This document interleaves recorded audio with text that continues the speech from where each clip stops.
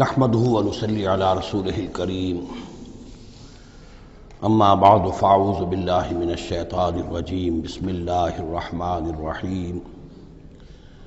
ولقد اخذنا آل فرعون بالسنين ونقص من الثمرات لعلهم يذكرون صدق اللہ العظیم۔ آگے بڑھنے سے پہلے دو باتوں کی وضاحت ہو جائے۔ ایک تو تصحیح کرنی ہے مجھے اس بات کی کہ حضرت موسیٰ علیہ السلام جب نبوت سے سرفراز ہو کر مصر واپس آئے ہیں تو اس وقت جو بادشاہ تھا فرعون، وہ اصل میں اس بادشاہ کا بیٹا تھا جس بادشاہ کے زمانے میں کہ یہ بچے کی حیثیت سے دریائے نیل سے باہر نکالے گئے تھے اور جس کی گود میں گویا کہ پلے تھے۔ وہ فرعون بھی ابھی زندہ تھا، بوڑھا ہو چکا تھا، لیکن اس کے حضرت موسیٰ علیہ السلام کے محل میں آنے تک تو کوئی اولاد نہیں ہوئی تھی۔ بعد میں اسے بھی اللہ نے ایک بیٹا دیا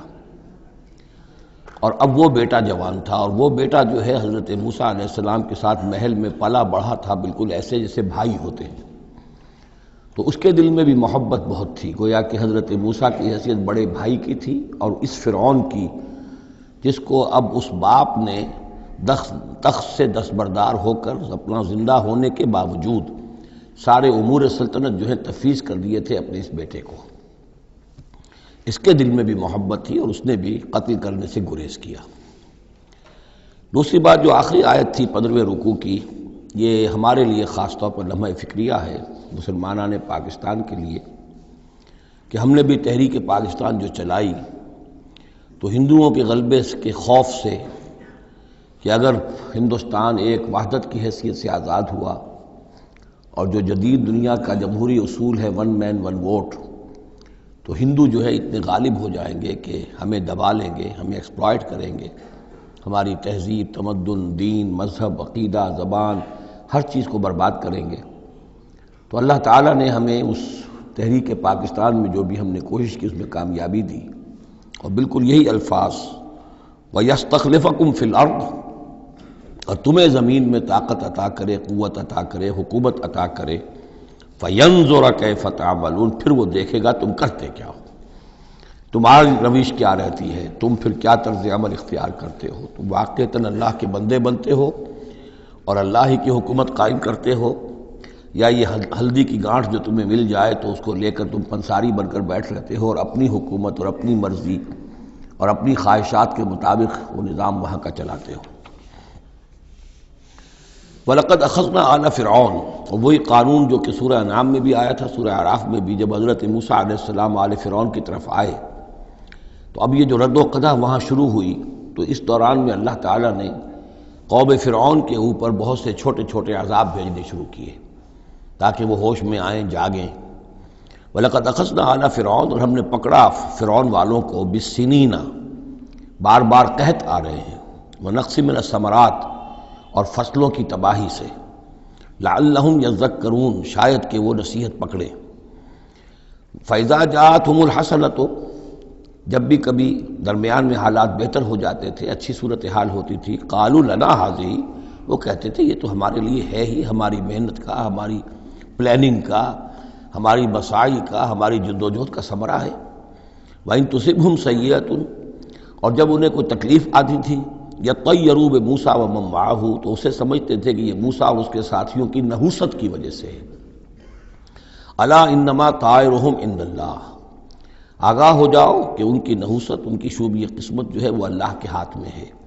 ولکن اکثرہم لا یعلمون، لیکن ان کی اکثریت علم نہیں رکھتی، سمجھتے نہیں۔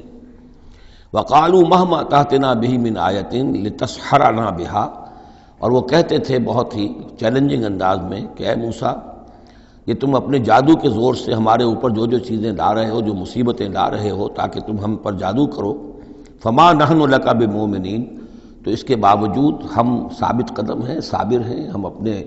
عقائد پر، اپنے نظام پر جمے ہوئے ہیں، ہم آپ کی بات ماننے والے نہیں ہیں۔ فارسلنا علیہم الطوفان، پھر ہم نے ان پر زیادہ بڑی مصیبتیں بھیجیں، طوفان و جرادہ، اور ٹڈی دل جس سے کہ فصلیں چٹ ہو گئیں، القمل، اور چچڑیاں، یہ قمل ہی سے ملتی جلتی شے جو ہے کھٹمل ہے ہماری، یہ جو انسان کے لیے پسو اور جس طریقے سے کہ اس کے خون کو چوستی ہیں، والضفادع اور میںڈک، اس کثرت سے میںڈک ہو گئے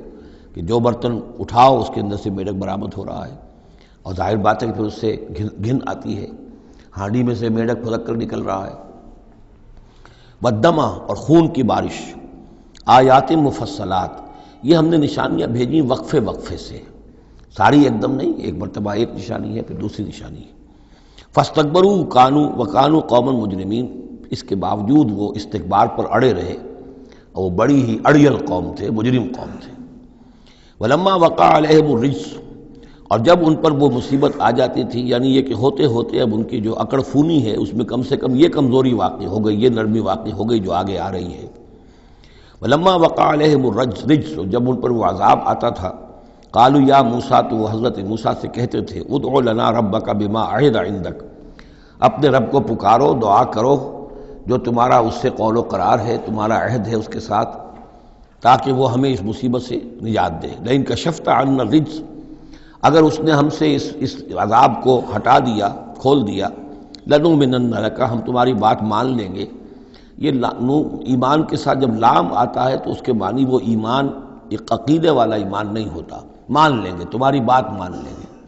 ایک ہے ایمان بے کے ساتھ، آمنت باللہ و ملائکتہ و کتبہ، تو با کے ساتھ جب آتا ہے پورے وثوق کے ساتھ، یقین کے ساتھ، گہرے اعتماد کے ساتھ، اور ایک ہے کسی کی بات سرسری طور پر مان لینا، تو وہ پھر ایمان لام کے ساتھ ہوتا ہے۔ لنؤمنن لک، ہم آپ کی بات مان لیں گے، وَلَنُرْسِلَنَّ مَعَكَ بنی اسرائیل، اور آپ کے ساتھ ہم بنی اسرائیل کو اس ملک سے جانے دیں گے۔ اصل میں وہ کیوں نہیں جانے دینا چاہتے تھے؟ اس لیے کہ ان کے لیے وہ بڑی ہی چیپ لیبر تھی، ان کے غلاموں کی حیثیت تھی، اور بڑے بڑے بھاری کام ان سے کرواتے تھے۔ احرام مصر کی تعبیر میں نہ معلوم کتنے اسرائیلیوں کی ہڈیاں جو ہے وہ دفن ہیں، بڑی بڑی چٹانیں جو ہیں وہ جب اوپر کھینچی جاتی تھی، یعنی کوئی گرتی تھی تو ان کے بیسیوں نہیں سینکڑوں جو ہے اس کے اندر پس جاتے تھے۔ تو ظاہر بات ہے کہ وہ چیپ لیبر جو انہیں ملی ہوئی تھی اس کو چھوڑنے کے لیے آسانی سے وہ تیار نہیں تھے، اس حوالے سے انہیں یہ شاخ گزر رہا تھا، ورنہ ظاہر بات ہے وہ بھی جانتے تھے کہ یہ ہمارے اس ملک کے رہنے والے نہیں ہیں، یہ فلسطین سے آئے تھے حضرت یوسف علیہ السلام کے زمانے میں، لیکن جیسا کہ میں نے عرض کیا آپ سے پہلے کہ ابتدا میں ان کے لیے وہاں بڑی آؤ بھگت رہی، بڑے عیش رہے، وہ پیرزادوں کی طرح ان کا احترام کیا گیا، انہیں بہترین زمینیں دی گئیں۔ جوشن کا علاقہ کہلاتا ہے جو نیل کا ڈیلٹا ہے، جو سب سے زیادہ زرخیز علاقہ ہے، وہ ان کو دیا گیا، وہاں یہ لوگ جو زمیندار بنے۔ لیکن اس کے بعد جب وہ نیشنلسٹ ریولوشن آیا تو بات ساری جو ہے وہ الٹی ہو گئی، تو فرمایا کہ ہم بھیج دیں گے آپ کے ساتھ بنی اسرائیل کو۔ فلما کشفنا عنہم الرجس، لیکن جب ہم ان سے وہ مصیبت کو دور کر دیتے تھے، الی اجل ہم بالغوہ، ایک مدت تک کے لیے کہ جس تک وہ پہنچ جائیں، لیکن ظاہر بات ہے کہ ہر ایک چیز کے لیے ایک مدت ہے، اس کے اندر ہی وہ بات ختم ہوتی ہے۔ اذا ہم ینکثون، تو پھر وہ اپنے عہد سے پھر جاتے تھے، اپنا وہ وعدہ جو تھا وہ اس کو توڑ دیتے تھے۔ فانتقمنا منہم، اب now cutting a long story short, بس ہم نے ان سے انتقام لیا۔ فاغرقناہم فی الیم، اور ہم نے انہیں سمندر میں غرق کر دیا، بانہم کذبوا بآیاتنا، اس لیے کہ انہوں نے ہماری آیات کو جھٹلایا، وکانوا عنہا غافلین، اور یقیناً وہ ہماری ان آیات سے تغافل برتتے رہے۔ وَأَوْرَثْنَا الْقَوْمَ الَّذِينَ كَانُوا يُسْتَضْعَفُونَ مَشَارِقَ الْأَرْضِ وَمَغَارِبَهَا الَّتِي بَارَكْنَا فِيهَا، اور وارث بنا دیا ہم نے اس زمین کے مشرق و مغرب کا جس کو کہ ہم نے بابرکت بنایا ہے۔ یہاں میں مشارق الارض آ کر ذرا بات کے سمجھنے میں مشکل ہو جاتی ہے، یہ خاص ایک ترتیب ہے رزم کے حوالے سے۔ مراد یہ ہے کہ اس زمین کا وارث بنا دیا جس زمین کو ہم نے بابرکت بنایا ہے، اس کے مشرق اور مغرب پر قبضہ دلا دیا اس قوم کو کہ جس کو دبا لیا گیا تھا۔ یہ زمین فلسطین ہے، ارض فلسطین، اس لیے کہ قرآن مجید میں بھی ہے الذی بارکنا حولہ، سبحان الذی اسری بعبدہ لیلا من المسجد الحرام الی المسجد الاقصی الذی بارکنا حولہ لنریہ من آیاتنا۔ تو یہ سرزمین فلسطین جو ہے یہ اس اعتبار سے بھی مبارک ہے کہ سینکڑوں انبیاء یہاں رہے اور دفن ہوئے، حضرت ابراہیم علیہ السلام کے بعد سے لے کر، اور یہ کہ نہ معلوم کتنے طویل عرصے تک یہ انبیاء کا مدفن بھی رہا اور ان کا مسکن بھی رہا۔ پھر یہ کہ بڑی زرخیز علاقہ بھی ہے۔ تو ہم نے اس قوم کو کانوا یستضعفون، جو دبا لیے گئے تھے مصر میں، جو دبے ہوئے تھے، پسے ہوئے تھے، ان کو وارث بنا دیا۔ اس زمین کے مشرق اور مغرب کا، مشارق الارض و مغاربہ التی بارکنا فیہا، جس میں ہم نے برکتیں رکھی ہیں۔ وتمت کلمۃ ربک الحسنی علی بنی اسرائیل، اور تیرے رب کی اچھی بات، اچھا وعدہ بنی اسرائیل کے حق میں پورا ہو گیا، بما صبروا، جو صبر انہوں نے کیا، یعنی جو بھی سختیاں آئیں حضرت موسیٰ علیہ السلام کے ساتھ، جو بھی لوگ ان میں سے ایمان لائے تھے انہوں نے واقعتاً ثابت قدمی دکھائی،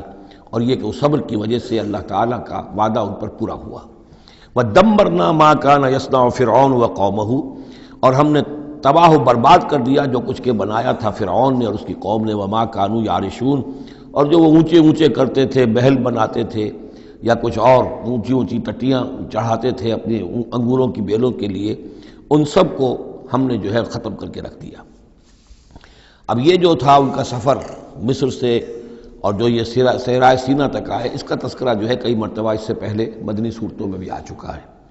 لیکن اب کچھ واقعات وہ بیان ہو رہے ہیں کہ جو اس ایکسوڈس کے بعد، اسے ایکسوڈس کہتے ہیں، کتاب الخروج، یعنی یہ جو باب ہے اولڈ ٹیسٹمنٹ کا، ایکسوڈس، نکلنا، مصر سے نکلنا، اس کے حالات۔ وَجَاوَزْنَا بِبَنِي إِسْرَائِيلَ الْبَحْرَ، اور پار اتار دیا ہم نے بنی اسرائیل کو سمندر کے یا دریا کے، فَأَتَوْا عَلَىٰ قَوْمٍ، تو ان کا گزر ہوا، پہنچے وہ ایک ایسی قوم پر، يَعْكُفُونَ عَلَىٰ أَصْنَامٍ لَهُمْ، جو اعتکاف کرتے تھے اپنے اپنے بتوں کا۔ یہ لفظ ذرا یہاں پر نوٹ کیجئے، اعتکاف کرنا۔ اصل میں جو فلسفہ ہے بت پرستی کا، جسے کہ آج کے دور میں ڈاکٹر رادھا کرشنن، جو ایک زمانے میں ہندوستان کے صدر بھی رہے ہیں، بہت بڑے فلسفی تھے، بلکہ ایک دور میں یوں سمجھیے کہ دنیا میں دو ہی فلسفیوں کا ڈنکا بج رہا تھا، ایک فلسفی مذہبی قسم کا اور وہ ڈاکٹر رادھا کرشنن تھے، اور ایک فلسفی ملحد قسم کا وہ برٹرنڈ رسل تھا، اور یہ دونوں تقریباً ایک ہی عمر کے ہم عمر، اور دونوں ہی 90 سے اوپر ہو کر فوت ہوئے ہیں۔ تو ڈاکٹر رادھا کرشنن نے ہندوستان کے فلسفے کو گویا کہ زندہ کر دیا اپنی تصنیفات کے ذریعے سے۔ اس نے بت پرستی کا جو فلسفہ بیان کیا وہ یہ کہ ہم یہ نہیں سمجھتے کہ ان بتوں میں کچھ ہے، یہ تو اصل میں بت تو ہم کسی ڈیٹی، کوئی بھی دیوی یا دیوتا کے نام پر مناتے ہیں، اس کے دھیان کرنے کے لیے، کنسنٹریشن نہیں ہو سکتی، خوگرے پیکرے محسوس ہے انسان کی نظر۔ انسان جو ہے مراقبہ کرتا ہے، اگر آپ جو مراقبہ کرنا چاہتے ہیں، اللہ کے ساتھ دھیان لگانا چاہتے ہیں، کیسے لگائیں؟ لیکن اگر کسی تصویر کو سامنے رکھ لیں تو پھر توجہ کو مرکوز کرنا آسان ہو جائے گا۔ یہ ہے ان کا فلسفہ بت پرستی کا۔ تو اعتکاف اسی کو کہتے ہیں، جو ابھی آپ جن کو بھی اللہ توفیق دے گا اصل صحیح ہو کہ سال میں یہ 10 دن آدمی نکال لے کہ اپنی توجہات کو ہر چیز سے، دنیاوی معاملات سے، ان سے ہٹا کر اور اللہ تعالیٰ کی ذات پر وہ مرکوز کرے، ذکر پر، توجہ پر اور دعا پر، مناجات پر، یہ اعتکاف ہے۔ تو انہوں نے بت اپنے بنائے ہوئے تھے اور ان بتوں کا اعتکاف کرتے تھے۔ قالوا یا موسیٰ اجعل لنا الہا کما لہم آلہہ، انہوں نے کہا کہ اے موسیٰ ہمارے لیے بھی کوئی الہ بنا دو، معبود بنا دو، کوئی ایسی نشانی ہو جس کو کہ ہم ذریعہ بنائیں، اس کے اوپر اعتکاف کریں، گیان دھیان کا مرکز اس کو بنا لیں۔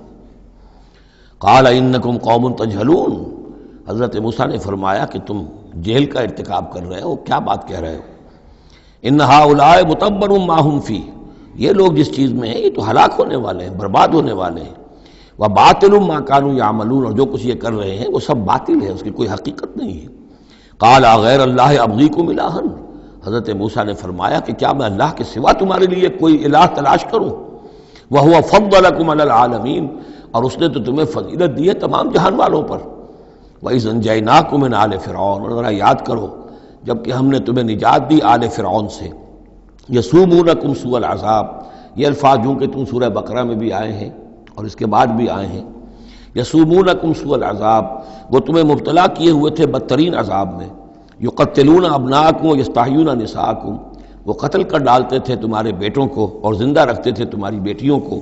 وفی ذالکم بلاء من ربکم عظیم، اور یقیناً اس میں تمہاری رب کی طرف سے بہت بڑی آزمائش تھی۔ وَوَعَدْنَا مُوسَىٰ 30 لَيْلَةً، اور ہم نے بلایا موسیٰ کو 30 راتوں کے لیے، عام طور پر دن رات، لیکن یہ کہ عربی میں جو محاورہ ہے وہ رات ہی کا ذکر کرتے ہیں۔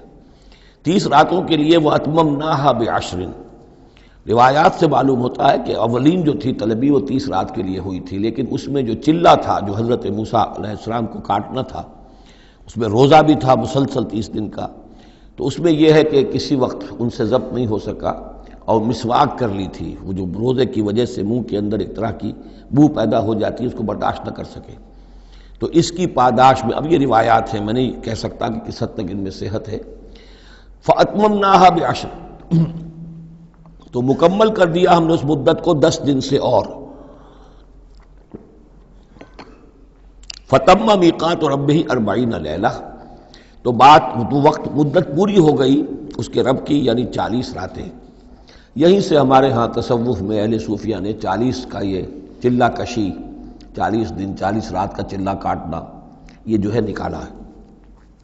وقال موسیٰ لأخیہ ہارون، اور کہا موسیٰ نے اپنے بھائی ہارون سے علیہ السلام، اخلفنی فی قومی، آپ میری نیابت کیجئے میری قوم میں جا رہا ہوں، مجھے اللہ تعالیٰ نے طلب فرمایا کوہ طور پر، واصلح، اور دیکھیے اصلاح کرتے رہیے، ولا تتبع سبیل المفسدین، اور فساد مچانے والوں کے راستے کی پیروی نہ کیجیے گا۔ ولما جاء موسیٰ لمیقاتنا، اور جب موسیٰ پہنچے ہمارے وقت مقرر پر، وکلمہ ربہ، اور ان سے کلام کیا ان کے رب نے، قال رب ارنی انظر الیک، انہوں نے درخواست کی پروردگار مجھے اپنا دیدار عطا فرما، مجھے دکھا کہ میں تجھے دیکھوں۔ قال لن ترانی، اللہ نے فرمایا تم مجھے ہرگز نہیں دیکھ سکتے، ولکن انظر الی الجبل، لیکن ذرا اس پہاڑ کو دیکھو، فإن استقر مکانہ، اگر وہ اپنی جگہ پر کھڑا رہ جائے، برداشت کر جائے ہماری تجلی کو، فسوف ترانی، تو تم بھی سوچنا کہ شاید ہمیں دیکھ سکو۔ فلما تجلی ربہ للجبل، جب اللہ نے اپنی تجلی ڈالی پہاڑ پر، اب یہ جلی کہتے ہیں روشن چیز کو، جلی شے روشن، تجلی یہ باب تفاعل ہے،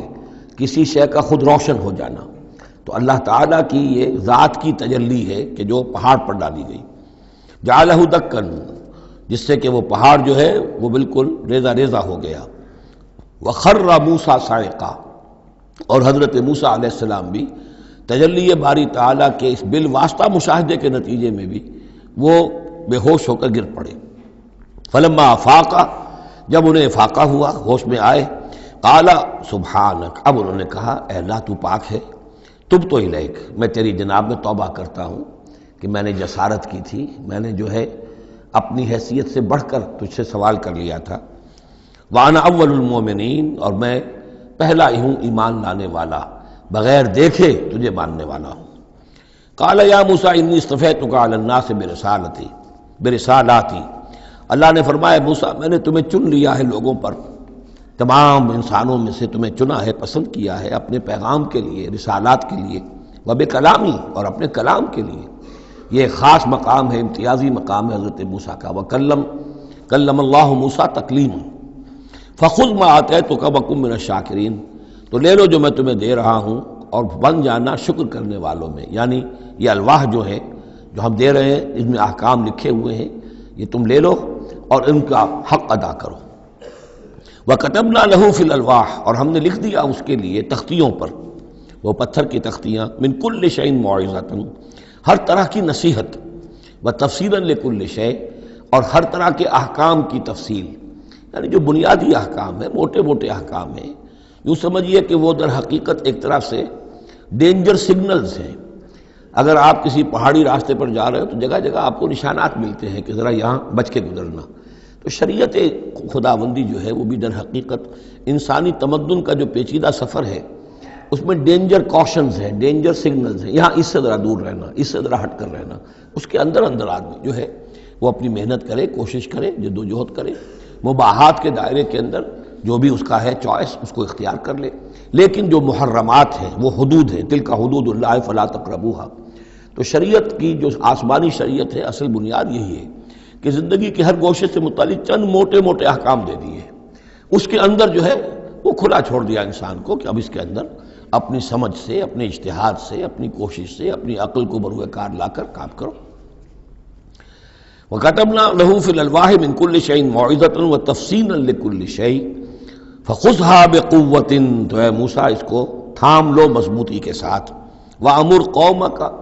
اور اپنی قوم کو بھی حکم دو، یَأْخُذُوا بِأَحْسَنِهَا، کہ وہ اسے پکڑیں، اس کو تھامیں اس کی بہترین صورت کے اندر۔ اس کے مراد کیا ہے کہ ہر معاملے کے اندر درجے ہوتے ہیں۔ آپ کو ایک چیز بتائی جا رہی ہے، اس میں ایک درجہ اونچا ہے، ایک اس سے کمتر ہے، آپ اونچے سے اونچے درجے کی طرف آنے کی کوشش کیجیے۔ یہی بات جو ہے مسلمانوں سے بھی پھر کہی گئی ہے، آخری پاروں میں ہم دیکھیں گے چل کر کہ وہ لوگ کہ جو کلام کو سنتے ہیں، یستمعون القول فیتبعون احسنہ، وہ کلام کو سنتے ہیں پھر جو اس کی بہترین بات ہوتی ہے اس کو اختیار کرتے ہیں۔ ایک یہ ہوتا ہے آدمی سوچتا ہے کچھ اور کمی والی بات ہو جائے، ڈھیل ہو جائے، رعایت ہو جائے، چلیے پاس مارکس مجھے مل جائیں، مجھے فرسٹ ڈویژن نہیں چاہیے، مجھے سیکنڈ ڈویژن نہیں چاہیے، ڈسٹنکشن نہیں چاہیے، پاس ہی ہو جاؤں۔ لیکن یہ معاملہ دین میں نہیں ہونا چاہیے، یہ معاملہ دنیا میں کرو، دین میں اچھے سے اچھا، اعلی سے اعلیٰ، جیسا کہ ہم پڑھ چکے ہیں سورہ مائدہ کے اندر، اذا اتقوا وآمنوا وعملوا الصالحات ثم اتقوا وآمنوا ثم اتقوا واحسنوا واللہ یحب المحسنین۔ ہے جستجو کہ خوب سے ہے خوب تر کہاں، کیوں نہیں بہتر سے بہتر کی طرف جاتے؟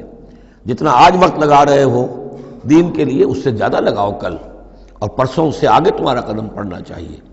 نہ یہ کہ آدمی جو ہے وہ پیچھے کی طرف دیکھے۔ وَأَمُرْ قَوْمَكَ يَأْخُذُوا بِأَحْسَنِهَا، اس کا جو بہترین رخ ہے اس کو اختیار کریں۔ سَأُرِيكُمْ دَارَ الْفَاسِقِينَ، ان قریب میں تمہیں وہ گھر دکھا دوں گا جو اس وقت فاسقوں کے قبضے میں ہے۔ یعنی یہاں جو کچھ ہوا ہے، کوہ طور جو ہے وہ سمجھ لیجئے کہ وہ سینائی پیننسلا کا جو ساؤدرن ٹپ ہے وہاں پر ہے تقریباً کوہ طور۔ تو گویا کہ خلیج سویز کو کراس کیا یا کہیں سے کسی جھیل کو کراس کر کے مصر سے آئے سینائی پیننسلا میں، پھر یہ کہ خلیج سویز کے ساتھ ساتھ ہو کر ساؤدرن ٹپ تک پہنچ گیا پورا قافلہ، یہاں پڑاؤ رہا ان کا طویل عرصے تک، اور یہیں پر پھر حضرت موسیٰ علیہ السلام طلب کیے گئے کوہ طور پر، وہاں سے اب واپس آ گئے۔ اب ان سے کہا گیا کہ آگے بڑھو، اور خلیج عقبہ کے ساتھ ساتھ ہو کر داہنی جو ہے کھاڑی جو ہے ریڈ سی کی، اس سے آگے بڑھو اور فلسطین میں جا کے اب تمہیں جنگ کرنی ہے۔ تمہارا وہ ملک جو ہے جو تم چھوڑ کر آئے تھے تقریباً یوں سمجھیے کہ 700-800 برس پہلے یا اس کے آس پاس، اب اس کے اوپر قبضہ ہے مشرکوں کا، کافروں کا، جاہلوں کا۔ اب اس اپنی سرزمین کو ان سے آزاد کرانے کے لیے اب تمہیں جہاد کرنا ہے، وہ جس کا ذکر ہم سورہ مائدہ میں پڑھا ہے، تو اس کا یہاں پر تذکرہ ہو رہا ہے۔ سأُرِيكُمْ دَارَ الْفَاسِقِينَ، یعنی وہ فلسطین تک اب میں تمہیں لے جاؤں گا اور تمہیں دکھا دوں گا وہ جگہ جو تمہارا اصل مسکن ہے، اور اس کے لیے یہ ہے کہ تمہیں اب ان فاسقوں کو وہاں سے نکالنا ہوگا۔ سأصرف عن آیات الذین یتکبرون فی الارض بغیر الحق، میں پھیر دوں گا اپنی آیات سے ان لوگوں کے رخ کو جو زمین میں ناحق تکبر کرتے ہیں۔ یعنی یہ خود اللہ تعالیٰ فرما رہے ہیں جن کے اندر تکبر ہے میں خود ان کا رخ پھیر دیتا ہوں، وہ ہماری آیات کو دیکھتے ہی نہیں، سمجھتے ہی نہیں، اس لیے کہ تکبر ہے۔ تکبر وہ شے ہے جو اللہ کو سب سے زیادہ ناپسند ہے۔ فرمایا گیا ہے ایک حدیث میں، حدیث قدسی میں، الکبر ردائی، تکبر میری چادر ہے۔ تو اگر کوئی اور تکبر کرتا ہے تو گویا کہ میری چادر میرے شانے سے وہ گھسیٹ رہا ہے، تو اس کے خلاف میرا اعلان جنگ ہے۔ ایک اور حدیث میں فرمایا لن يدخل الجنہ من کان فی قلبہ مثقال حبۃ من کبر، جنت میں کبھی داخل نہیں ہو سکے گا وہ شخص جس کے دل میں دانے کے برابر بھی تکبر ہے۔ تکبر سب سے بڑا روگ ہے۔ تو جن لوگوں کے اندر تکبر ہے ہم ان کا رخ پھیر دیتے ہیں اپنی آیات سے، ہم انہیں اس کا اہل نہیں سمجھتے کہ وہ ہماری آیات کو سمجھیں اور دیکھیں۔ وَإِن يَرَوْا كُلَّ آیَةٍ لَا يُؤْمِنُوا بِهَا، اور اگر وہ سرسری طور پر دیکھ بھی لیں، ساری نشانیاں دیکھ لیں، تب بھی وہ ایمان لانے والے نہیں ہیں۔ وَإِن يَرَوْا سَبِيلَ الرُّشْدِ لَا يَتَّخِذُوهُ سَبِيلًا، اور اگر وہ دیکھ بھی لیں کامیابی کا اور سعادت کا اور ہدایت کا راستہ، تب بھی اس راستے کو اختیار نہیں کریں گے۔ وَإِن يَرَوْا سَبِيلَ الْغَيِّ يَتَّخِذُوهُ سَبِيلًا، اور جب بھی ان کے سامنے آئے گا کجی کا راستہ، ٹیڑھ کا راستہ، گمراہی کا راستہ، اسے وہ اختیار کریں گے۔ یعنی یہ ساری چیزیں ان کی کس وجہ سے ہیں کہ ان کے دلوں میں تکبر ہے۔ ذالک بانہم کذبوا بآیاتنا، یہ اس لیے کہ انہوں نے ہماری آیات کو جھٹلایا اپنے تکبر کی بنیاد پر، وکانوا عنہا غافلین، اور اس سے تغافل برتتے رہے۔ والذین کذبوا بآیاتنا ولقاء الآخرۃ، اور جو لوگ بھی جھٹلائیں گے ہماری آیات کو اور آخرت کی ملاقات کو، حبطت اعمالہم، ان کے سارے اعمال حبط ہو جائیں گے۔ اپنی جگہ وہ بڑی نیکیاں کما رہے ہوں، جیسے کہ قریش مکہ تھے، ہم کعبے کی خادم ہیں، کعبے کی خدمت کر رہے ہیں، کعبے کو صاف رکھتے ہیں، حاجیوں کو دودھ پلاتے ہیں، پانی پلاتے ہیں، ان کے سارے عمل حقارت ہو جائیں گے۔ هل یجزون الا ما كانوا يعملون، اور ان کو نہیں دیا جائے گا بدلے میں مگر وہی کچھ جو وہ کرتے تھے۔ واتخذ قوم موسیٰ من بعدہ من حلیہم عجلا جسدا لہ خوار، اور بنا لیا موسیٰ کی قوم نے ان کے بعد، حضرت موسیٰ علیہ السلام جب چلے گئے کوہ طور پر تو پیچھے یہ ایک فتنہ اٹھا ہے سامری، یہ سامری جو ہے اس نے فتنہ اٹھایا، اور جو کچھ ان لوگوں کے پاس، اسرائیلیوں کے پاس جو ان قبطیوں کے زیورات بہت سے رکھے ہوئے تھے امانتاً، وہ بھی جانتے تھے کہ یہ قوم، یہ چونکہ ابراہیم کی نسل میں سے ہیں تو یہ امانت دار ہیں، جب یہ وہاں سے چلے تو وہ سارے جو ہیں وہ زیورات بھی وہ لے کر آ گئے تھے اپنے دشمنوں کے، ان زیورات کو لے کر اس نے گلایا، آگ میں تبایا، گلایا، اور اس سے ایک بچھڑے کی شکل بنائی، اور کچھ ایسی کاریگری رکھی کہ اس میں سے ہوا جب گزرتی تھی ایسے سوراخ رکھ دیے کہ اس میں سے ایسی آواز آتی تھی جیسے کہ بچھڑا جو ہے وہ بول رہا ہے، اور اس نے کہا یہ ہے تمہارا خدا۔ یہ موسیٰ تو بھول گیا،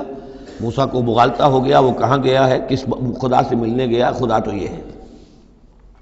اور اس میں بھی ایک اور بات دوسری جگہ پر آ جائے گی، یہاں تو نہیں ہے، کہ حضرت موسیٰ علیہ السلام اصل میں اپنے اشتیاق اور محبت اور شوق اور جذبے کی وجہ سے قبل از وقت چلے گئے تھے، جو وقت معین تھا کوہ طور پر آنے کا اس سے پہلے۔ تو اللہ نے جواب طلبی کی تھی، ما عجلک عن قومک یا موسیٰ، اے موسیٰ اپنی قوم کو چھوڑ کر پہلے کیسے آ گئے ہو؟ اور انہوں نے جواب دیا، اجلت الیک رب لترضیٰ، پروردگار میں جلدی آیا تاکہ تو راضی ہو جائے، تو میرا شوق دیکھ، میرا اشتیاق دیکھ، تیری محبت، تجھ سے گفتگو اور کلام کی جو میرے اندر شوق ہے اس کی وجہ سے آیا ہوں۔ تو گویا کہ وہ تو شاباش کی توقع رکھتے تھے، یہاں ڈانٹ پڑ گئی، ما عجلک عن قومک یا موسیٰ قال عجلت الیک رب لترضیٰ، لیکن اللہ نے فرمایا فإنا فتنا قومک من بعدک، تمہاری اس عجلت کی وجہ سے ہم تمہاری قوم کو تمہارے بعد فتنے میں ڈال چکے ہیں۔ تو جلدی خیر کے لیے بھی نہیں کرنی چاہیے، خیر کے کام کو بھی عین وقت پر سہج پکے سو میٹھا ہو۔ تو اضلھم السامری نے انہیں گمراہ کر دیا ہے، وہ تذکرہ ہو رہا ہے۔ من حلیہم، زیوروں سے، عجلاً جسداً، ایک بدن سا بنایا بچھڑے کا سا، لہو خوار، جس میں گائے کی سی آواز آتی تھی۔ الم یروا انہ لا یکلمہم،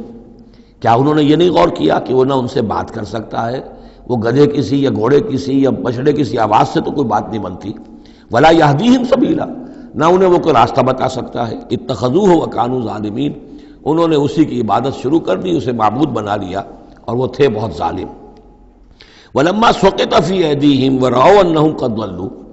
اور جب ان کے ہاتھوں کے طوطے اڑ گئے، پچھتاوا ہوا، یعنی ان میں سے بھی گویا کہ 3 حصوں میں قوم تقسیم ہو گئی۔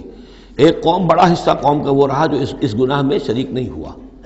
ایک حصہ وہ تھا کہ جو کچھ دیر کے لیے شریک رہا لیکن فوراً ہوش میں آ گیا بعد میں، تیسرا حصہ وہ تھا جو حضرت موسیٰ علیہ السلام کی واپسی تک اس پر اڑا رہا، جازم رہا۔ تو یہاں اس درمیانی طبقے کا ذکر ہو رہا ہے،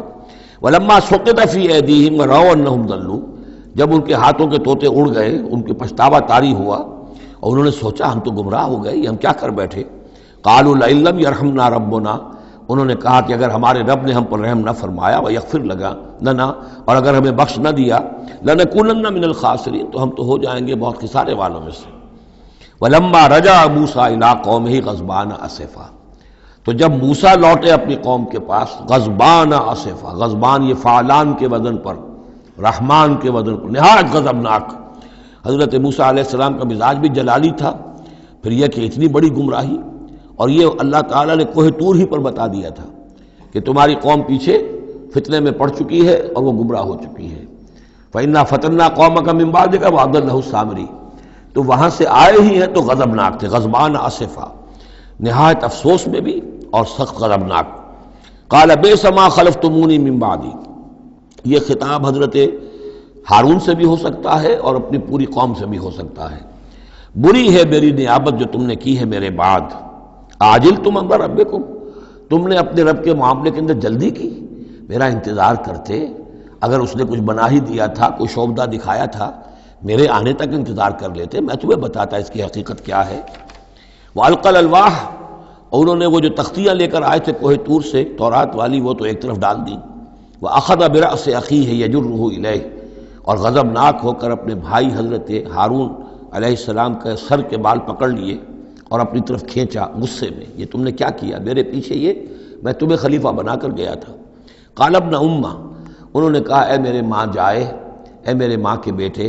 ان القوم استضعفونی، قوم نے مجھے دبا لیا تھا، مجھے بے بس کر دیا تھا، وقادوا یقتلوننی، اور وہ تو میرے قتل پر آمادہ ہو گئے تھے، میں نے انہیں روکا، میں نے منع کیا، لیکن وہ اس درجے اس معاملے کے اندر آگے بڑھ گئے تھے، قادوا یقتلوننی، وہ تو مجھے قتل کرنے پر آمادہ تھے۔ فلا تشمت بی الاعداء، تو دیکھیں اب مجھ پر آپ دشمنوں کو ہنسنے کا موقع نہ دیں۔ ایک تو آپ کے پیچھے انہوں نے مجھے دبایا، میری توہین کی، مجھے قتل کرنے تک پر آمادہ ہو گئے، اب وہ دیکھیں گے کہ موسیٰ بھی آئے ہیں تو میرے بال آپ پکڑ کر کھینچ رہے ہیں اور میری توہین کر رہے ہیں، تو اس پر تو دشمن اور ہنسے گا۔ فلا تشمت بی الاعداء، شماتت اعداء یہ ہمارے ہاں پھر اردو زبان میں محاورہ ہے۔ ولا تجعلنی مع القوم الظالمین، اور مجھے ان ظالموں کے ساتھ نہ کر دیجئے، میں ان کے ساتھ نہیں ہوں، نہ میں نے ان کے ساتھ اتفاق کیا ہے، میں روکتا رہا، منع کرتا رہا۔ قال رب اغفر لی ولأخی، اب حضرت موسیٰ نے دعا کی اللہ سے، پروردگار بخش دے مجھے بھی اور میرے بھائی کو بھی، وادخلنا فی رحمتک، اور ہمیں داخل فرما اپنی رحمت میں، وانت ارحم الراحمین، اور یقیناً تو ہے تمام رحم کرنے والوں میں سب سے بڑھ کر رحم فرمانے والا۔ ان الذین اتخذوا العجل سینالہم غضب من ربہم، اب یہ فیصلہ انہوں نے دیا، یقیناً جن لوگوں نے اس بچڑے کو اپنا معبود بنایا، ان قریب ان پر آئے گا غضب ان کے رب کی طرف سے، گویا کہ قتل مرتد کی سزا جس کا ذکر ہم سورہ بقرہ میں پڑھ چکے ہیں۔ وَذِلَّةٌ فِي الْحَيَاةِ الدُّنْيَا، دنیا میں ذلت بھی آئے گی، وَكَذَلِكَ نَجْزِي الْمُفْتَرِينَ، اور اسی طریقے سے بہتان باندھنے والوں کو، جھوٹ گھڑنے والوں کو ہم جزا دیتے ہیں۔ وَالَّذِينَ عَمِلُوا السَّيِّئَاتِ ثُمَّ تَابُوا مِن بَعْدِهَا وَآمَنُوا، البتہ جن لوگوں نے کچھ دیر کے لیے یہ غلط کام کیا تھا لیکن پھر وہ توبہ کر لی انہوں نے، من بعدہا اس کے بعد، وآمنوا اور ایمان لے آئے، ان ربک من بعدہا لغفور الرحیم، تو یقیناً اس کے بعد آپ کا رب جو ہے غفور الرحیم ہے۔ جن سے عارضی طور پر یہ بات ہو گئی تھی پھر انہوں نے توبہ کر لی، ان کے لیے تو مغفرت ہے، اللہ تعالیٰ معاف فرمائے گا، غفور الرحیم ہے۔ البتہ جو اب تک اس پر اڑے رہے ہیں ان کے لیے یہ حد جاری کی جائے گی۔ یہ بالکل ایسے ہی جیسے سورہ مائدہ میں ہم نے پڑھا ہے محاربے والی آیت میں، کہ اگر کوئی ڈاکو ہیں، راہزن ہیں، کوئی ملک کے اندر فساد مچا رہے ہیں، تو اگر اس سے پہلے کہ تم ان پر قابو پاؤ اگر وہ توبہ کر لیں تو پھر ان کے لیے معاملہ اور ہوگا، پھر ان کے ساتھ نرمی بھی ہو سکتی ہے، معاف بھی کیا جا سکتا ہے، لیکن اگر قابو پا لو تو پھر ان کی سزا بہت سخت ہے، لیکن قابو پانے سے پہلے توبہ کر لیں تو ان کے لیے نرمی۔ اسی طرح یہاں معاملہ ہے۔ وَلَمَّا سَكَتَ عَنْ مُوسَى الْغَضَبُ، جب موسیٰ کا غصہ کو ٹھنڈا پڑا، أَخَذَ الْأَلْوَاحَ، اب انہوں نے وہ تختیاں اٹھائیں، وفی نسختها هدى ورحمۃ للذین هم لربهم يرهبون، اور اس کی تحریر میں لکھا ہوئی تھی رحمت، ہدایت بھی اور رحمت بھی ان لوگوں کے حق میں جو اپنے رب سے ڈرتے ہیں، اپنے رب کا تقوی اور خوف رکھتے ہیں۔ واختار موسیٰ قومہ 70 رجلا لمیقاتنا، اب ایک تو سزا دے دی گئی، ایک تو پرج ہو گئی، اور یہودی جو ہیں جنہوں نے کہ آخری وقت تک اس کے اوپر قائم رہے انہیں قتل کر دیا گیا۔ اب اس کے بعد ایک اجتماعی توبہ کے لیے حضرت موسیٰ علیہ السلام نے اپنی قوم کے 70 سرکردہ افراد کو لیا، واختارا چن لیا، اختارا موسیٰ قومہ 70 رجلا لمیقاتنا، اللہ تعالیٰ ہی نے طلب فرمایا ہے، ہمارے وقت مقررہ کے لیے چن لیے موسیٰ نے اپنی قوم میں سے 70 سرکردہ افراد۔ فلما اخذتهم الرجفۃ، جب وہ آئے ہیں کوہ طور پر یا اس کے قریب تو ان کے اوپر کپ کپی طاری ہو گئی یا زلزلے نے آ پکڑا، یعنی وہ ایک سخت ترین جو ہے ان کے لیے پھر خوفناک صورت پیدا کر دی گئی۔ قال رب، حضرت موسیٰ نے عرض کیا پروردگار، لو شئت اہلکتہم من قبل وإیایا، اگر تیری مشیت یہی تھی تو اس سے پہلے ہی ہمیں بھی ہلاک کر سکتا تھا، مجھے بھی کر سکتا تھا، انہیں بھی کر سکتا تھا،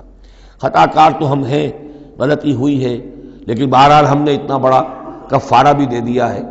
اپنی قوم کے اتنے لوگوں کو اپنے ہاتھوں ذبح بھی کیا ہے، لیکن یہ کہ اگر ہلاک ہی کرنا تھا جو اس وقت شکل ہو رہی ہے تو پہلے قدم پر بھی تو ہلاک کر سکتا تھا۔ لو شئت اہلکتہم من قبل وإیایا، اگر تو چاہتا تو ہلاک کر دیتا ان سب کو بھی اور مجھے بھی۔ اتہلکنا بما فعل السفہاء منا، کیا تم ہمیں ہلاک کر دے گا ہمارے کچھ بے وقوف لوگوں کی حرکت کی وجہ سے؟ ہمارے ہاں کچھ بے وقوف تھے جنہوں نے حرکت کی تھی، اور ان کی وجہ سے کیا پوری قوم کو ہلاک کر دے گا؟ ان ہی الا فتنتک، نہیں یہ تیری طرف سے ایک آزمائش ہے۔ تضل بہا من تشاء، تو گمراہ کرتا ہے اس کے ذریعے سے جس کو چاہتا ہے، وتہدی من تشاء، اور ہدایت دیتا ہے جس کو چاہتا ہے۔ انت ولینا، تو ہمارا ولی ہے، ہمارا ساتھی ہے، پشت پناہ ہے، مولا ہے۔ فاغفر لنا، پس ہمیں بخش دے، ہماری گناہ کو معاف فرما، ورحمنا، ہم پر رحم فرما وانت خیر الغافرین، اور یقیناً تمام بخشنے والوں میں تو سب سے بہتر بخشنے والا ہے۔ وَاكْتُبْ لَنَا فِي هَذِهِ الدُّنْيَا حَسَنَةً وَفِي الْآخِرَةِ، ہمارے لیے اس دنیا کی زندگی میں بھی حسنہ لکھ دے، طے کر دے۔ اب دیکھیے یہ دعا کر رہے ہیں حضرت موسیٰ اپنی قوم کے لیے، بنی اسرائیل کے لیے، وَاكْتُبْ لَنَا فِي هَذِهِ الدُّنْيَا حَسَنَةً وَفِي الْآخِرَةِ، وہی الفاظ ربنا آتنا فی الدنیا حسنۃ وفی الآخرۃ حسنۃ وقنا عذاب النار، تو لکھ دے، طے کر دے کہ ہمارے لیے دنیا میں بھی حسنہ ہو، آخرت میں بھی۔ انا ہدنا الیک، ہم تیری جناب میں توبہ کرتے ہیں، رجوع کرتے ہیں، جو خطا ہو گئی ہے اس کا اعتراف کرتے ہوئے معافی چاہتے ہیں۔ قال عذابی اصیب بہ من اشاء، اللہ نے فرمایا جہاں تک میرے عذاب کا تعلق ہے وہ تو اس میں تو میں مبتلا کروں گا جس کو چاہوں گا۔ ورحمتی وسعت کل شیء، تم رحمت کا سوال کر رہے ہو تو ایک رحمت تو میری وہ ہے جو ہر شے کے شامل حال ہے، ہر شے کا وجود میری رحمت سے ہے، اس کا بقا میری رحمت سے ہے، اس کا تسلسل میری رحمت سے ہے۔ ایک تو رحمت عامہ ہے جو تمام مخلوقات کو شامل ہے، تمام مخلوقات جو ہے اس میں سے حصہ پا رہی ہیں۔ ورحمتی وسعت کل شیء فساکتبھا، اب یہاں مراد ہے خاص رحمت جس کے لیے تم کہہ رہے ہو، وہ رحمت تو میں لکھ دوں گا ان لوگوں کے لیے۔ اب یہ بہت اہم مقام یہاں آ رہا ہے، وہ اپنی رحمت میں خاص کر دوں گا، لکھ دوں گا للذین یتقون، جو تقوی کی روش اختیار کریں، ویؤتون الزکاۃ، اور زکوٰۃ دیتے رہیں، والذین ھم بآیاتنا یؤمنون، اور جو لوگ ہماری آیات پر ایمان پختہ رکھیں۔ الذین یتبعون الرسول النبی الامی الذی یجدونہ مکتوبا عندہم فی التوراۃ والانجیل، جو اتباع کریں گے ہمارے امی نبی کی، جس کا کوئی رسول بنا کر بھیجا جائے گا، رسول نبی امی کا اتباع کریں گے، جسے وہ پائیں گے الذی یجدونہ، جسے پائیں گے لکھا ہوا مکتوباً عندہم، ان کے پاس، اپنے پاس، فی التوراۃ والانجیل، کہ وہ ان کے پاس اس کی پیشن گوئیاں، اس کے حالات، اس کی علامات تورات اور انجیل دونوں میں ہوں گی۔ تو جو لوگ ان کا اتباع کریں گے، نبی امی محمد الرسول اللہ صلی اللہ علیہ وسلم امیین میں سے اٹھائے گئے، اور آپ واقعتاً اس قوم میں سے تھے جس کے پاس کوئی کتاب نہیں تھی، کوئی شریعت نہیں تھی، ویسے بھی آپ نے دنیاوی اعتبار سے کوئی تعلیم حاصل نہیں کی، دنیاوی معیار کے اعتبار سے لکھنا پڑھنا آپ نہیں جانتے تھے، تو امی تھے۔ تو رسول نبی الامی، جو پیروی کریں گے میرے اس رسول کی جو نبی امی ہوگا، جسے یہ پائیں گے الذی یجدونہ مکتوبا، لکھا ہوا، جس کی علامات اور جس کی پیشن گوئیاں، عندہم فی التوراۃ والانجیل، ان کے پاس تورات اور انجیل دونوں میں، یامرہم بالمعروف، وہ انہیں نیکی کے حکم دے گا، وینہاہم عن المنکر، اور تمام بدیوں سے روکے گا، ویحل لہم الطیبات، اور ان کے لیے تمام حلال چیزیں، پاک چیزیں حلال کر دے گا۔ یعنی جو ہم پڑھ چکے ہیں کچھ چیزیں تھیں کہ جو بنی اسرائیل پر ان کی شرارتوں کی وجہ سے بھی حرام کر دی گئی تھی، یہ تمام بندشیں اٹھا دے گا، تمام پاکیزہ چیزوں کو ان کے لیے حلال کرے گا۔ وَيُحَرِّمُ عَلَيْهِمُ الْخَبَائِثَ، اور جتنی خبیث ناپاک چیزیں ہیں انہیں حرام قرار دے گا۔ وَيَضَعُ عَنْهُمْ إِصْرَهُمْ وَالْأَغْلَالَ الَّتِي كَانَتْ عَلَيْهِمْ، اور ان سے اتار دے گا، دور کر دے گا، انہیں نجات دے گا ان کے بوجھوں سے اور ان کی ان توقوں سے کہ جو ان کے اوپر پڑے ہوئے ہوں گے۔ یعنی مختلف رسوم اور رواج، ان کے توق جو لوگ باندھ لیتے ہیں اپنے گلوں کے اندر، چاؤ چاؤ میں کچھ لوگ دولت والے جو ہیں وہ نئی نئی رسمیں ایجاد کرتے ہیں، نئے نئے تہوار ایجاد کرتے ہیں، نئی نئی جو ہے اور تقریبات کا چرچا ہو جاتا ہے۔ غریبوں کے لیے پھر ان کو پورا کرنا پڑتا ہے، شادی بیاہ کی یہ تقریبات ہیں۔ اب جن کے پاس حرام کی دولت کے انبار جمع ہیں، ان کے لیے تو اپنی دولت مندی کے اظہار کا موقع ہے، کیسے پتہ چلے گا ہم دولت مند ہیں؟ اسی طریقے سے جیسے کہ ہندوؤں کے ہاں بنیے کی دولت یا لگتی تھی مکان پر یا بیاہ شادی پر، باقی کھانا پینا ان کے ہاں نہیں تھا، نہ اچھا پہننا، نہ اچھا کھانا، نہ اچھا پینا، لیکن مکان بنائیں گے تو عالیشان، اور دوسرے یہ کہ شادی کریں گے تو پھر ٹھاٹ کے ساتھ۔ یہی ہمارے ہاں بھی معاملے چلے آ رہے ہیں، وہ ہندوانہ پس منظر ہے اور اس میں رسومات ہیں۔ اب یہ امیروں کے لیے تو چونچلے ہیں، غریبوں کے لیے یہ اسر اور اغلال ہیں۔ اسر وہ بوجھ کو جن کو لے کے چل نہ سکے، نتیجہ کیا نکلتا ہے؟ بچیاں بیٹھی ہوئی ہیں، ہاتھ پیلے نہیں ہو سکتے، شادی نہیں ہو سکتی، نہ نومن تیل ہو، نہ رادہ ناچے، نہ سارے تقاضے پورے ہوں، نہ شادی ہو سکے۔ تو یہ جو اسر اور اغلال لوگوں نے، پھر یہ کہ جو سوشل ایولیوشن کہہ لیجئے یا جو بھی اس کے اندر تنزل ہوا ہے، جس کے نتیجے میں لوگوں کے اوپر طرح طرح کی قیدیں آ گئی ہیں، کہیں جو ہے وہ جاگیرداری نظام آ گیا ہے، اس کی قید ہے، کہیں بادشاہت ہے، امپیریلزم ہے، اس کی قید ہے، کہیں سرمایہ دارانہ نظام ہے، اس کا تشدد ہے۔ تو محمد جب آئیں گے یہ اللہ تعالیٰ فرما رہے ہیں، تو ان تمام قیدوں سے نجات دلائیں گے، ان تمام بوجھوں سے نوع انسانی کو نجات دیں گے، عدل اور قسط کا نظام قائم کریں گے، تو وہ چاہے رسومات کی شکل میں ہو اور چاہے یہ کہ ایک نظام ظالمانہ ایکسپلائٹیٹو اگر نظام ہے، ریپریسو نظام ہے، تو اس کو ہٹا کر فالذین آمنوا بہ۔ اب یہ جو الفاظ آ رہے ہیں اس آیت مبارکہ کے، یہ بہت اہم ہے، اس پر میرا ایک پورا کتابچہ موجود ہے کہ جس کا عنوان ہے نبی اکرم صلی اللہ علیہ وسلم سے ہمارے تعلق کی بنیادیں۔ فالذین آمنوا بہ گنتی کر لیجئے، تو جو لوگ ان پر ایمان لائیں گے، پہلی شرط ہے ایمان، وعزروہ، اور ان کا ادب کریں گے، ونصروہ، اور اس کی مدد کریں گے، واتبعوا النور الذی انزل معہ، اور اس نور کی پیروی کریں گے جو ان کے ساتھ نازل کیا جائے گا۔ اولئک ھم المفلحون، یہی لوگ ہوں گے فلاح پانے والے۔ اللہم ربنا اجعلنا منہم۔ اب یہاں تھوڑی سی وضاحت کر لیجئے، فالذین آمنوا بہ، وہ لوگ جو اس پر ایمان لائیں گے۔ ایمان کے دو تقاضے سمجھ لیجئے، ایک تقاضا اطاعت، لا یؤمن احدکم حتی یکون ہواہ طبعا لما جئت بہ، تم میں سے کسی شخص کا مجھ پر ایمان نہیں ہے جب تک کہ اس کی خواہش نفس تابع نہ ہو جائے اس کے جو میں لے کر آیا ہوں، جو احکام میں لے کر آیا ہوں۔ تم اگر جب ایمان رکھتے ہو کہ میں اللہ کی طرف سے لے کر آیا ہوں تو تمہیں ان کو ماننا ہے۔ لا یؤمن احدکم حتی یکون ہواہ طبعا لما جئت بہ۔ دوسرا تقاضا، لا یؤمن احدکم حتی اکون احب الیہ من والدہ وولدہ والناس اجمعین، تم میں سے کوئی شخص مومن نہیں ہو سکتا جب تک کہ میں اسے محبوب تر نہ ہو جاؤں، اپنے باپ سے بھی، بیٹے سے بھی، تمام انسانوں سے۔ تو ایک غائب درجے میں اتباع اور اطاعت، اور دوسرے غائب درجے میں محبت محمد رسول اللہ صلی اللہ علیہ وسلم کی، یہ ایمان کے تقاضے ہیں۔ اب اس کا نتیجہ خود بخود نکلے گا، پھر آپ کی تعظیم ہوگی، عظمت ہوگی، آپ کا نام جہاں سنیں گے، درود آپ پڑھیں گے، یہ ساری چیزیں جو ہیں، اور یہ کہ جہاں آپ کا کوئی قول آپ کو سنایا جائے فوراً زبان بند ہو جانی چاہیے۔ پھر یہ نہیں کہ اپنی عقل جو ہے آدمی لڑا رہا ہے، ہاں اس کی تحقیق ہو سکتی ہے کہ واقعتاً یہ حضور نے فرمایا یا نہیں فرمایا، یہ حدیث ضعیف ہے، مضبوط ہے، کیسی ہے، لیکن اس وقت خاموش ہونا ضروری ہے۔ جب کسی نے کہا یہ حدیث ہے، ہو سکتا ہے کہ حدیث صحیح ہو اور حضور کی طرف اس کی نسبت جو ہے وہ صحیح ہو، مضبوط ہو، لہذا فوری طور پر اپنی زبان بند کر دینا یہ ادب کا تقاضا ہے۔ تو وعزروہ ونصروہ، اور مدد کرے۔ مدد کس کام میں؟ حضور نے ذاتی تو اپنی کوئی امپائر بلڈ نہیں کی،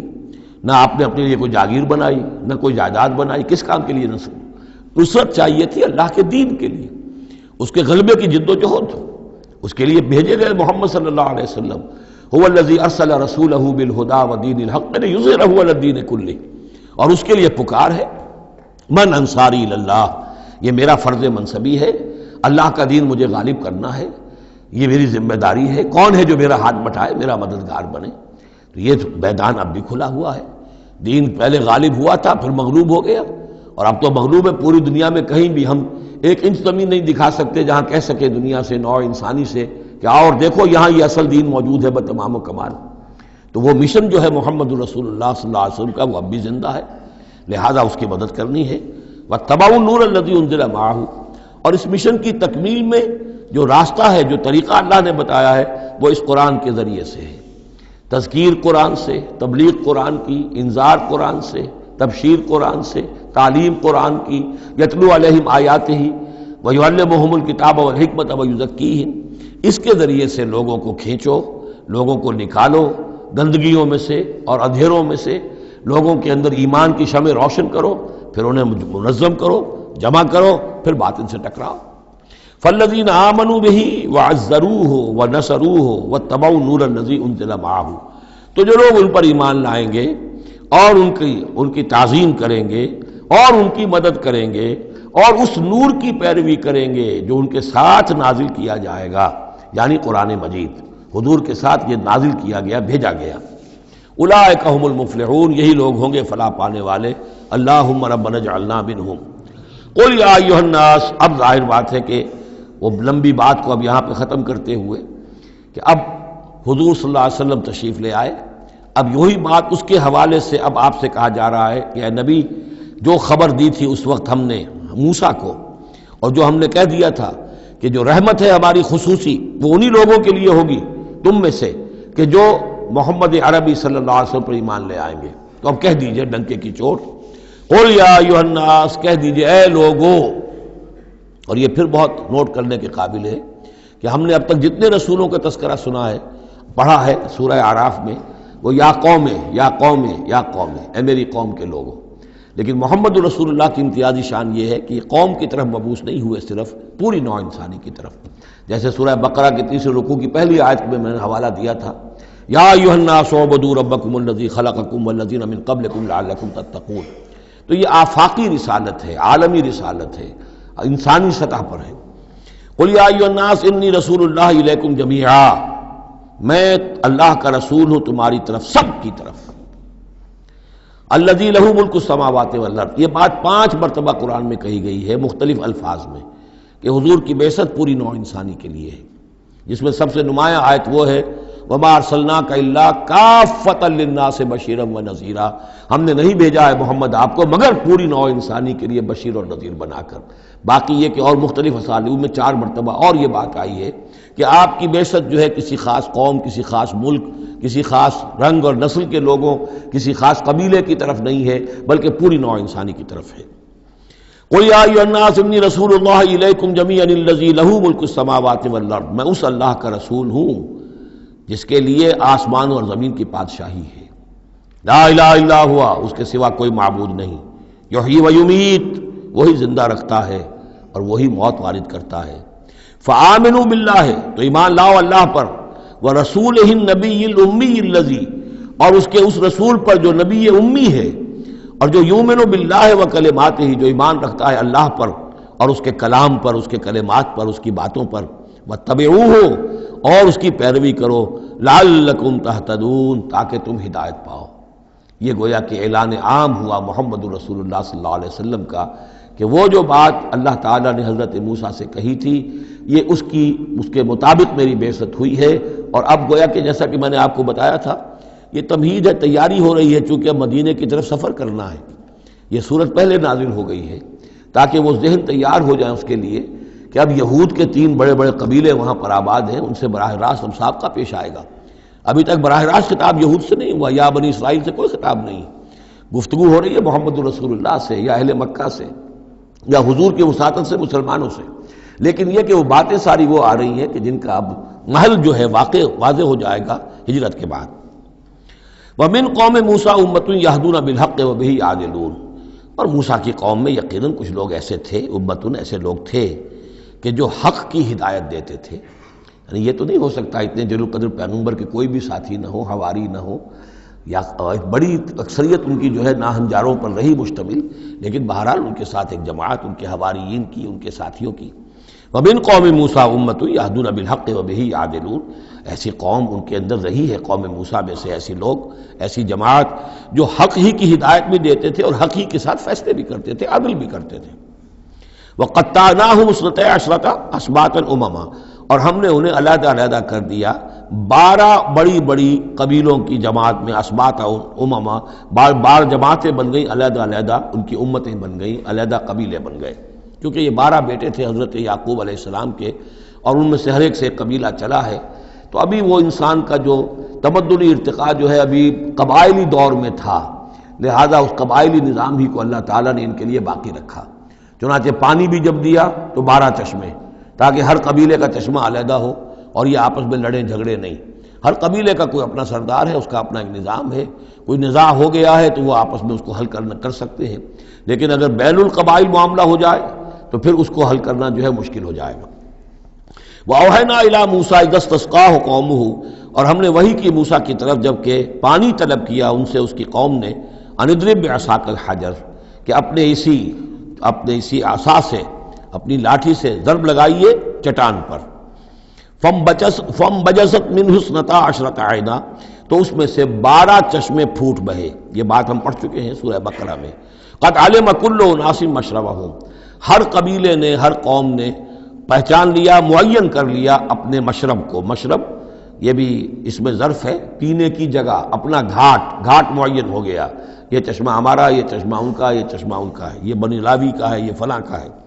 بنی یہودا کا ہے۔ وَظَلَّلْنَا عَلَيْهِمُ الْغَمَامَ، اور ہم نے ان کے اوپر سائبان ابر کا طاری کر دیا تاکہ دھوپ سے بچیں.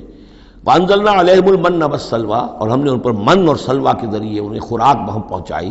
اتارا ان پر ہم نے من اور سلویٰ. کلوا من طیبات ما رزقناکم، کھاؤ ان پاکیزہ چیزوں میں سے کہ جو ہم نے تمہیں رزق میں دی ہیں.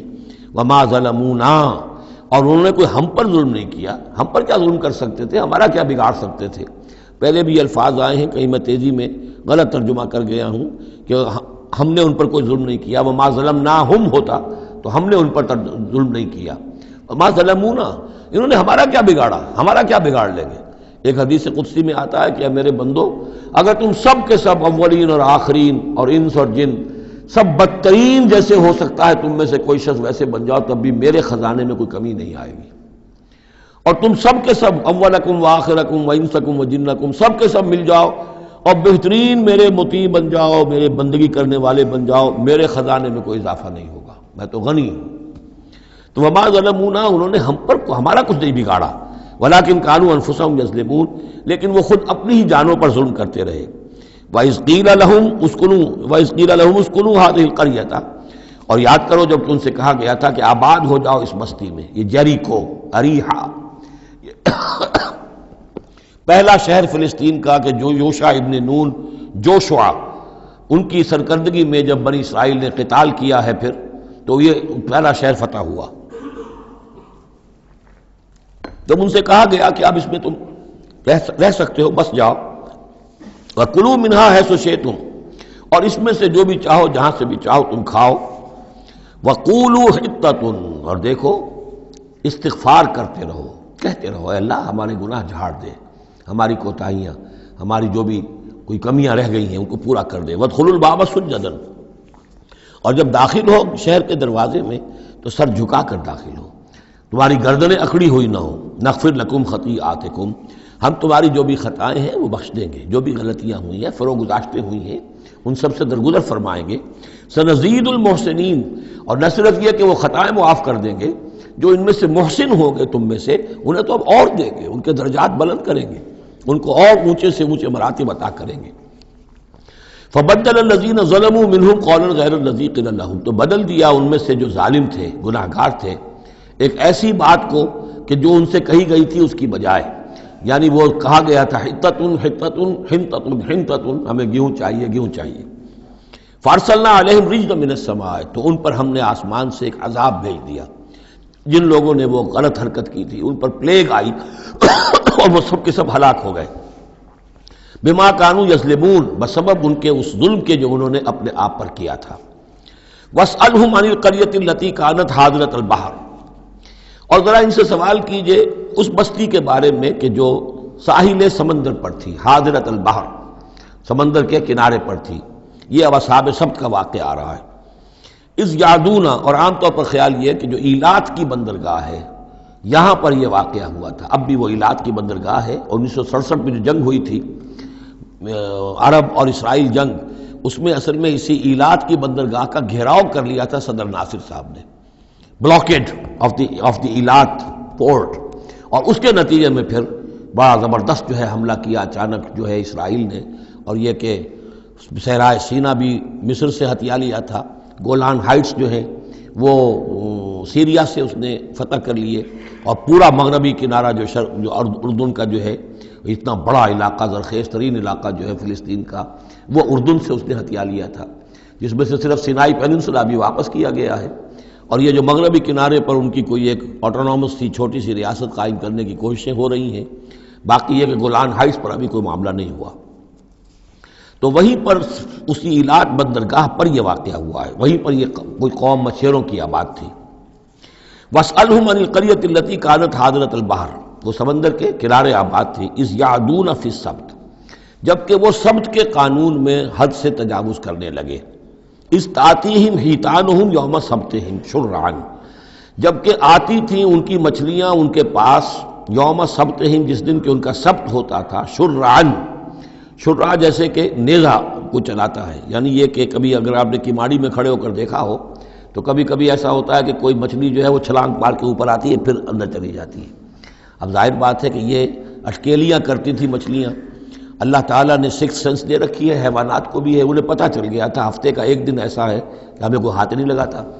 اب وہ آ رہی ہیں، اٹکیلیاں کر رہی ہیں، چھلانگیں لگا رہی ہیں، یہ کھڑے ہوئے ہیں، ہاتھ بندھے ہوئے ہیں، اس لیے کہ سبت ہے، ہفتے کا دن ہے، پکڑ تو نہیں سکتے. تو شرعاً آتے تھے جسے نیزے چل رہے ہوں. وہ یوم لا یثبتون لا یاتیہم، جس دن سبت نہیں ہوتا تھا یعنی باقی 6 دن وہ دور کہیں گہرے پانی میں چلی جاتی تھی، اور گہرے پانی میں جا کے مچھلیوں کا پکڑنا جو ہے اس وقت تک تو انسان کے پاس آلات نہیں تھے. کذالک نبلوہم بما کانوا یفسقون، اس طرح ہم نے انہیں آزمایا تھا، ایک بڑی آزمائش میں ڈال دیا کہ دیکھیں یہ کتنے ثابت قدم رہتے ہیں، شریعت کے حکم پر قائم رہتے ہیں اور فاقہ برداشت کر لیتے ہیں، یا یہ کہ شریعت کے ساتھ کوئی استہزاء کرتے ہیں، تمسخر کرتے ہیں. وَإِذْ قَالَتْ أُمَّةٌ مِّنْهُمْ، یہاں بھی نوٹ کر لیجئے کہ جیسے وہاں معاملہ ہوا 3 حصوں میں یہ قوم تقسیم ہو گئی. ایک حصہ وہ تھا کہ جس نے اس گناہ میں حصہ نہیں لیا اور وہ منع بھی کرتا رہا کہ مت کرو، دیکھو نہیں منکر کا فریضہ سر انجام دیتا رہا. یہ اللہ تعالیٰ کا، وہ کرتے کیا تھے؟ ہفتے کے روز گئے، گڑھے کھودے اور سمندر کا پانی اس میں لے آئے ساحل کے ساتھ گڑھے کھود کر، تو اس کے ساتھ مچھلیاں بھی آ گئیں، واپسی کا راستہ کر دیا بند. مچھلی کو ہاتھ نہیں لگایا، ہفتے کو اتوار کو جا کے مچھلی پکڑ لی. تو فائدہ کیا ہوا؟ اصل میں ہفتے کا قانون تو یہ تھا کہ ہفتے کا دن تم لگاؤ اللہ کی یاد میں، ذکر میں، عبادت میں، تورات پڑھو، پڑھاؤ، سیکھو، سکھاؤ. 6 دن تم کام کرو دنیا کا، اپنی معاش کا، 7واں دن تم فارغ رکھو اللہ کے لیے، دین کے لیے. لیکن جب وہ گڑھے کھودنے میں دن صرف ہو گیا تو چاہے مچھلی پکڑی یا نہیں پکڑی، تو جو اصل روح تھی اس حکم کی وہ تو ختم ہو گئی. تو یہ ہے کہ جس میں انہوں نے استہزاء کیا، گویا کہ شریعت کا مذاق اڑایا. اب ایک تو وہ تھے کہ جنہوں نے نہ تو اس جرم میں حصہ لیا اور وہ منع بھی کرتے رہے. ایک وہ تھے کہ جو حصہ تو نہیں لیا جرم میں لیکن منع نہیں کرتے تھے، خاموش رہتے تھے. تیسرے وہ تھے کہ جو جرم کے اندر باقاعدہ جری ہو کر وہ حصہ لے رہے تھے. تو اب جو لوگ منع کر رہے تھے ان سے انہوں نے کہا جو منع نہیں کر رہے تھے، جو خود بھی نہیں کر رہے تھے لیکن منع بھی نہیں کر رہے تھے. اذ قالت امۃ، جب کہا اس درمیانی طبقے نے، منہم، ان میں سے، لما تعظون قوما اللہ مہلکہم، کیوں وعظ کر رہے ہو ان لوگوں کو، کیوں اپنے آپ کو ہلکان کرتے ہو کہہ کہہ کہ تم، اور نہی عن المنکر کا فریضہ سر انجام دے دے کے تھک گئے ہو. یہ قوم اب ماننے والی نہیں ہے، اللہ اس کو ہلاک کر کے رہے گا. لما تعظون قوما اللہ مہلکہم او معذبہم عذابا شدیدا، یا انہیں پھر عذاب دے گا بہت سخت عذاب. قالوا، اب یہ جواب کن کی طرف سے ہے؟ جو خود بھی بچے ہوئے تھے گناہ سے، روک بھی رہے تھے اپنی امکانی حد تک کہ خدا کے لیے باز آ جاؤ، یہ شریعت کا استہزاء نہ کرو، مذاق نہ اڑاؤ. قالوا معذرۃ الی ربکم، انہوں نے کہا کم سے کم اپنے رب کے ہاں ہم عذر تو پیش کر سکیں گے کہ اے پروردگار، ہم آخری وقت تک انہیں روکتے رہے، ہم نہیں عن المنکر کا فرض سر انجام دیتے رہے، ہم نے اپنی بات نہیں چھوڑی. ہم نہ صرف یہ کہ اس گناہ سے خود بچے رہے بلکہ ان گناہ گاروں کو بھی روکتے رہے. وَلَعَلَّهُمْ يَتَّقُونَ، اور یہ اس سے بھی زیادہ اہم ہے، اور کیا پتہ ہو سکتا ہے ان میں تقویٰ پیدا ہو جائے. کیسے آپ کہہ سکتے کسی ایک بندے کی سمجھ میں آ جائے، کوئی ایک شخص تائب ہو جائے؟ تو جیسا کہ حضور کی حدیث حضرت علی سے خطاب کر کے آپ نے فرمایا، لا یہدی اللہ بک رجلا واحدا خیر لک من حمر النعم، اگر اللہ تمہارے ذریعے سے علی ایک شخص کو بھی ہدایت دے دے تو یہ تمہارے لیے سرخ اونٹوں سے بڑھ کر دولت ہے. تو اگر ایک بھی بچ جائے، لعلہم یتقون. فلما نسوا ما ذکروا بہ، تو پھر جب انہوں نے نظر انداز کر دیا اس نصیحت کو جو انہیں کی جا رہی تھی، یعنی لگے رہے اپنے اس جرم کے اندر، انجینا الذین ینہون عن السوء، ہم نے بچا لیا ان کو جو کہ بدی سے روکتے تھے. عذاب سے بچے ہیں صرف وہ جو بدی سے روکتے تھے. وَأَخَذْنَا الَّذِينَ ظَلَمُوا بِعَذَابٍ بَئِيسٍ بِمَا كَانُوا يَفْسُقُونَ، اور پکڑ لیا ہم نے ان کو کہ جو اس ظلم میں، گناہ میں اور شریعت کا استہزاء کرنے میں کہ جو مجرم تھے، ان کو ایک بہت ہی برے عذاب میں پکڑا، ان کی اس ناہنجاری کی وجہ سے، سرکشی کی وجہ سے، نافرمانی کی وجہ سے. فلما عتوا عما نہوا عنہ، جب وہ بڑھ گئے، چڑھ گئے، بہت ہی آگے بڑھ گئے ان چیزوں میں جن سے ان کو روکا گیا تھا، قلنا لہم کونوا قردۃ خاسئین، تو ہم نے کہہ دیا کہ اب ہو جاؤ بندر، ذلیل بندروں کی شکل میں ان کی صورتیں جو ہیں وہ تبدیل کر دی گئی. یہ ہے وہ مکمل واقعات جس کا حوالہ اس سے پہلے کئی بار آ چکا ہے. سب سے پہلے سورہ بقرہ میں بھی آیا تھا، اس کی تفصیل یہاں آ گئی ہے. بارک اللہ لی و لکم فی القرآن العظیم و نفعنی و ایاکم بالآیات والذکر الحکیم.